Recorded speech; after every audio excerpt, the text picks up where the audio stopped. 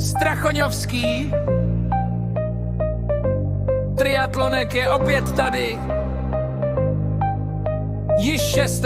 června 2026 nás ve Strachoňovicích čeká tato úžasná sportovní událost. Čeká nás plavání, jízda na kole a běh.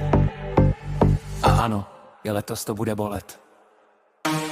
Přesto do toho dáme všechno, pojedeme naplno, ale ne kvůli ostatním, ne kvůli vítězství, ale kvůli nám samotným. Jeden závod, jeden cíl, posunout sám sebe. A ahojte, nebude chybět ani zábava, sranda, dobré pivo a občerstvení, protože tento tmelink k našemu triatlonu patří samozřejmě také.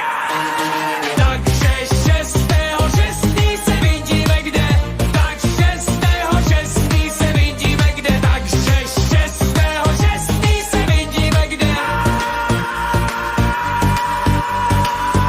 V Strachoňovicích na 3. ročníku Strachoňovského triatlonku.